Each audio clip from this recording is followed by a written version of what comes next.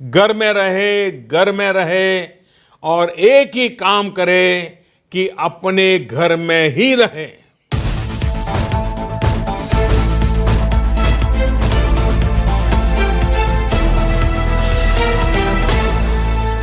जी हाँ दोस्तों, कोरोना ने भारत में अब फिर से तबाही मचाना शुरू कर दिया है, क्योंकि कोरोना अब अपने पीक पर जा पहुंचा है। भाइयों और बहनों, आपको बता दें कि बीते 24 घंटे में देश में 3,32,000 से ज्यादा नए मामले सामने आए हैं। वहीं इतने हजार लोगों की मौत भी हो गई है। इस बीच प्रधानमंत्री नरेंद्र मोदी ने अपनी बंगाल की चुनावी रैली को छोड़कर कोरोना को लेकर अहम बैठक भी की है, जिसमें कई राज्यों के मुख्यमंत्री शामिल हुए। जिस तरीके से भाई और बहनों, हमारे देश में कोरोना काफी विकराल रूप ले चुका है और ऐसे में हमारे देश की स्वास्थ्य व्यवस्था भी चरमरासी गई है और हॉस्पिटल्स में ऑक्सीजन, रेमडेसिविर दवाइयां और बेड्स की कमी पड़ गई है। इसी के चलते भारत सरकार और स्टेट गवर्नमेंट ने मिलकर कई राज्यों में लॉकडाउन, तो कई जगहों पर कर्फ्यू और कहीं पर तो धारा 144 लगा दिया है। ऐसे में आम नागरिकों को ये जान लेना चाहिए कि किन किन राज्यों और शहरों में लॉकडाउन लगा है या फिर लगा है धारा 144 या फिर नाइट कर्फ्यू लगा है, क्या खुला है और क्या रहेगा बंद। ये सब कुछ इस वीडियो में जानने को मिलेगा। और साथ ही दोस्तों, आपको बता दें कि कुछ राज्यों ने तो पहले से ही लॉकडाउन लगाया हुआ है। इसको देखते हुए मजदूरों का पलायन भी शुरू हो चुका है, जिससे कि रेलवे स्टेशन और बस अड्डों पर भारी भीड़ देखने को मिल रही है। मजदूरों की सुविधा के लिए सरकार ने बड़े ऐलान भी किए हैं, जिसमें प्रधानमंत्री नरेंद्र मोदी की तरफ से ही कुछ बड़ी घोषणाएं भी की गई हैं और साथ ही केजरीवाल सरकार की तरफ से भी इन लोगों को 5-5 हजार रूपए देने की बात भी कही गई है। तो दोस्तों, ये सारी खबरें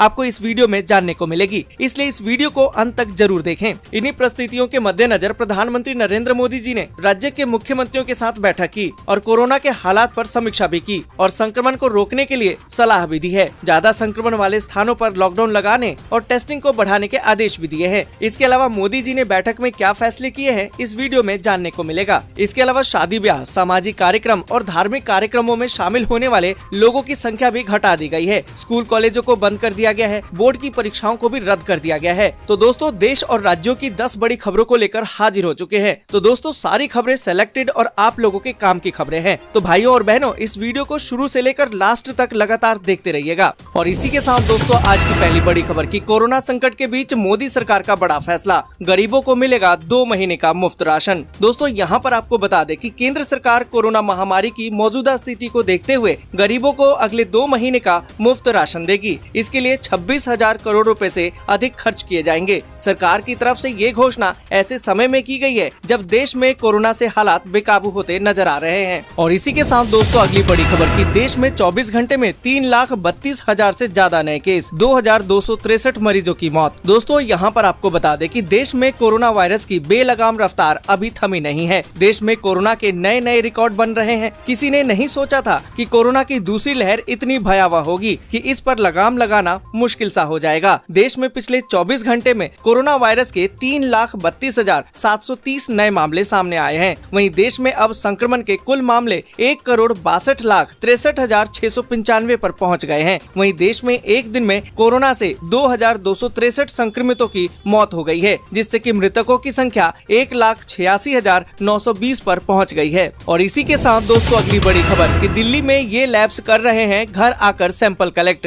दोस्तों, यहाँ पर आपको बता दें कि कोरोना की दूसरी लहर काफी ही तेजी से बढ़ रही है। देश भर में कोरोना से हालात खराब हो चुके हैं। रोज कई लाख लोग कोरोना संक्रमित हो रहे हैं। एक्सपर्ट का कहना है कि लोगों को अगर इससे बचना है तो कोरोना गाइडलाइंस फॉलो करना ही होगा। देश में कई जगहों से खबरें आ रही हैं कि लोगों को ऑक्सीजन, हॉस्पिटल्स में बेड्स, दवाइयां जैसी बेसिक चीजें नहीं मिल पा रही हैं। और इसी के साथ दोस्तों, अगली बड़ी खबर कि कोरोना का कहर, यूपी में रिकॉर्ड 37,238 नए केस, अकेले लखनऊ में 5,000 से ज्यादा पॉजिटिव। दोस्तों, यहाँ पर आपको बता दें कि यूपी में कोरोना के केस तेजी से बढ़ते जा रहे हैं। 24 घंटे में 37,238 नए केस आए हैं, जो एक दिन में प्रदेश में कोरोना संक्रमितों की सबसे बड़ी संख्या है। लखनऊ में कोरोना के 5,000 से ज्यादा मामले सामने आए हैं। वहीं कोरोना के चलते 199 लोगों की मौत भी हो गई है। और इसी के साथ दोस्तों, अगली बड़ी खबर कि बिहार में 18 से 44 साल के लोगों को अब लगेगी कोविशील्ड। सरकार ने सीरम इंस्टीट्यूट को दिया है अपना पहला ऑर्डर। दोस्तों, यहाँ पर आपको बता दें कि केंद्र सरकार ने कोरोना के खिलाफ लड़ाई में बड़ा फैसला करते हुए पूरे देश में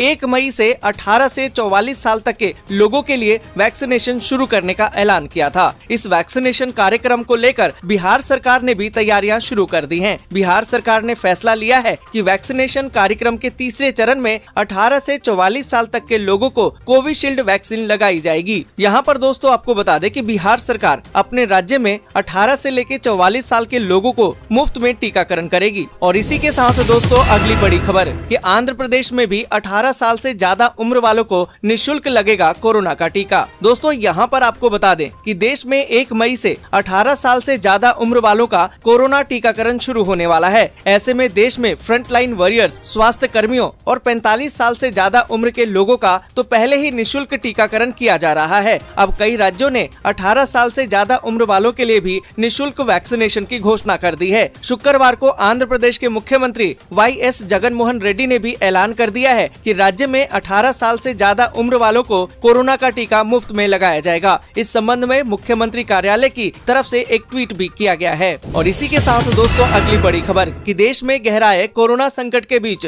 पीएम नरेंद्र मोदी ने ऑक्सीजन उत्पादकों के साथ की है बैठक। जाने उन्होंने क्या कहा। दोस्तों यहाँ पर आपको बता दें कि देश में कोरोना की दूसरी लहर के चलते मेडिकल ऑक्सीजन की भारी किल्लत की शिकायतों के बीच प्रधानमंत्री नरेंद्र मोदी ने शुक्रवार को अग्रणी ऑक्सीजन निर्माताओं के साथ बैठक की है। प्रधानमंत्री कार्यालय की तरफ से साझा की गई जानकारी के मुताबिक इस बैठक में प्रधानमंत्री नरेंद्र मोदी ने बेहद ही कम समय में ऑक्सीजन का उत्पादन बढ़ाने के लिए ऑक्सीजन उत्पादकों की सराहना की है। यही नहीं, प्रधानमंत्री ने देश में चिकित्सा आवश्यकताओं को पूरा करने के लिए औद्योगिक ऑक्सीजन को मेडिकल ऑक्सीजन में बदलने के लिए भी उद्योगों की तारीफ की है। और इसी के साथ दोस्तों अगली बड़ी खबर कि ऑक्सीजन सप्लाई में तेजी लाने के लिए भारतीय वायुसेना ने संभाल लिया है मोर्चा। एयरलिफ्ट किए जा रहे हैं ऑक्सीजन टैंकर। दोस्तों यहाँ पर आपको बता दें कि देश के कई हिस्सों में जारी ऑक्सीजन संकट के बीच अब भारतीय वायुसेना ने मोर्चा संभाल लिया है। वायुसेना के विमान अलग अलग हिस्सों में ऑक्सीजन के कंटेनर्स पहुंचा रहे हैं ताकि सप्लाई के मिशन में तेजी लाकर हालात को कंट्रोल किया जा सके। दोस्तों आगे बढ़े उससे पहले आप लोगों से एक छोटी सी रिक्वेस्ट है, अगर आप हमारे चैनल पर नए हैं तो इस चैनल को सब्सक्राइब करके घंटी के बटन को जरूर दबाएं। और दोस्तों अगर अभी तक आपने वीडियो को लाइक नहीं किया है तो लाइक और दोस्तों के साथ शेयर जरूर कर दें, क्योंकि ये जरूरी खबरें आपके दोस्तों तक भी पहुंचनी चाहिए। और इसी के साथ दोस्तों अगली बड़ी खबर कि कोविड-19 के इलाज के लिए मिल गई है नई दवा। DGCI ने दे दी है जाइडस की विराफिन को इमरजेंसी इस्तेमाल की मंजूरी। दोस्तों यहाँ पर आपको बता दें कि कोरोना वायरस की दूसरी लहर से देश में तेजी से फैले संक्रमण के कारण दवा की किल्लत के बीच कोरोना मरीजों के लिए एक अच्छी खबर है। भारत को कोरोना वायरस के इलाज के लिए एक और दवा मिल गई है। Drugs controller general of India यानी कि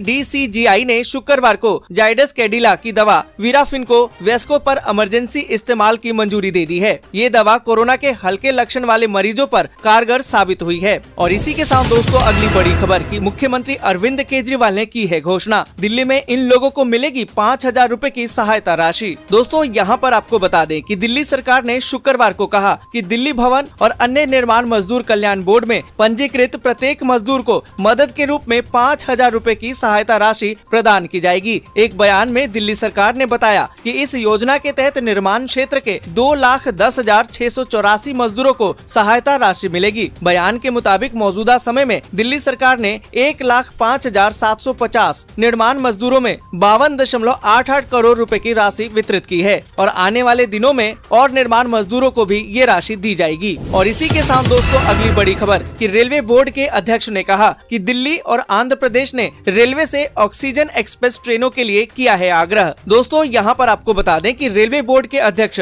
सुनीत शर्मा ने शुक्रवार को कहा कि दिल्ली और आंध्र प्रदेश की सरकारों ने अस्पतालों में चिकित्सीय ऑक्सीजन की भारी कमी के बीच कोविड रोगियों की जान बचाने के लिए भारतीय रेलवे से ऑक्सीजन एक्सप्रेस ट्रेन चलाने का आग्रह किया है। उन्होंने कहा कि उत्तर प्रदेश और मध्य प्रदेश के बाद आंध्र प्रदेश और दिल्ली ने भी ऑक्सीजन एक्सप्रेस ट्रेन सेवा मांगी है। और इसी के साथ दोस्तों अगली बड़ी खबर कि कोरोना संकट के बीच 16,000 रूपए में बेचे जा रहे रेमडेसिविर की नकली इंजेक्शन। आप इससे सतर्क रहें। दोस्तों यहाँ पर आपको बता दें कि देश में कोरोना महामारी की वजह से स्वास्थ्य व्यवस्था वेंटिलेटर पर पहुंच गई है। लोगों को दवाओं से लेकर ऑक्सीजन और बेड्स तक की किल्लतों का सामना करना पड़ रहा है। आलम यह है कि कोरोना संक्रमित मरीज अस्पताल के बाहर दम तोड़ने को मजबूर है। वहीं जो भी भर्ती है उन्हें या तो समय पर दवा उपलब्ध नहीं हो पा रही या फिर ऑक्सीजन की कमी की वजह से जान गंवानी पड़ रही है। देश की राजधानी दिल्ली में भी ऑक्सीजन की भारी किल्लत है। यहाँ पर दोस्तों आपको बता दें कि सोशल मीडिया के माध्यम से परिवारों को एक नंबर मिलता है, जिस पर बात करने पर रेमडेसिविर उपलब्ध होने की बात कही जाती है, लेकिन कीमत 16,000 रूपए बताई जाती है। अगर आप उस दवा को खरीद लेते हैं और डॉक्टर के पास लेकर जाते हैं तो डॉक्टर इसको नकली बताते हैं। तो दोस्तों ऐसे में आपको भी सावधान रहना है। हमारा मकसद आपको डराना नहीं बल्कि सावधान करना है।